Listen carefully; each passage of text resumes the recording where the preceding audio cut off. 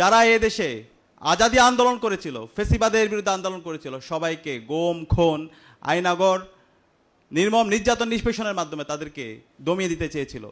এবং যারা আগ্রাসনের বিরুদ্ধে, আধিপত্যবাদের বিরুদ্ধে কথা বলেছিল, সেই দেশপ্রেমিক নেতৃবৃন্দদেরকে বিচারিক হত্যাকাণ্ডের মাধ্যমে তাদেরকে শহীদ করা হয়েছিল।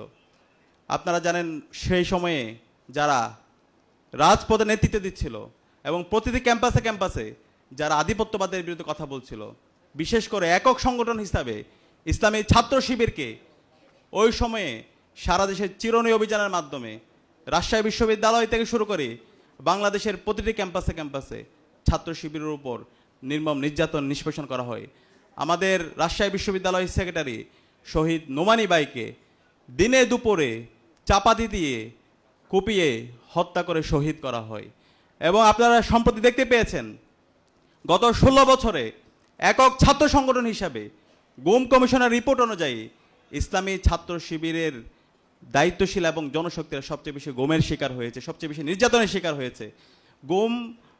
গুম কমিশনের যে রিপোর্ট, সেই রিপোর্টে 31% সবচেয়ে বেশি একক ছাত্র সংগঠন হিসাবে ছাত্র শিবির নির্যাতনের শিকার হয়েছে। গত 16 বছরে বাংলাদেশে সবচেয়ে বেশি জুলুমের শিকার ছিল ইসলামী ছাত্র শিবির। ইসলামী ছাত্র শিবির একটি মজলুম সংগঠন ছিল। আমাদের শত শত নেতৃবৃন্দকে শহীদ করা হয়েছে, আমাদের হাজারো নেতৃবৃন্দকে পঙ্গু করা হয়েছে।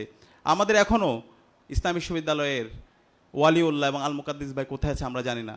আমাদের এখনও 6 জন ভাই কোথায় আছে আমরা জানি না। আমরা অন্তর্বর্তীকালীন সরকারকে অনুরোধ করব, আমাদের গমকৃত যে ভাইরা আছে, যাদেরকে খুনি হাসিনা এবং তার দোসররা গুম করেছে, তাদেরকে দ্রুত সময়ের মধ্যে আমাদের কাছে ফিরিয়ে দিতে হবে। এবং একই সাথে গত 16 বছরে খুনি হাসিনা এবং তার দোসররা বাংলাদেশে যে গুম, খুন, হত্যাকাণ্ড চালিয়েছে এবং প্রতিটি ক্যাম্পাসে ক্যাম্পাসে শিক্ষার্থীদের উপর যে নিপীড়ন নির্যাতন করেছে, এই প্রত্যেকটা নিপীড়ন নির্যাতনের বিচার এই স্বাধীন বাংলাদেশে হতে হবে। আপনারা জানেন 2012, 13, 14 সালে বাংলাদেশে ফেসিবাদ বিরোধী অনেক বড় বড় আন্দোলন সংগ্রাম হয়েছে।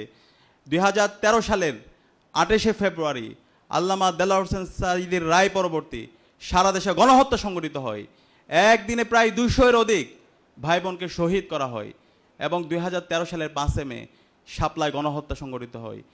আল্লামা দেলোয়ার হোসেন সাঈদীর রায় পরবর্তী সারা দেশে যে গণহত্যা হয়েছিল, সেই গণহত্যার বিচার এখন পর্যন্ত হয়নি।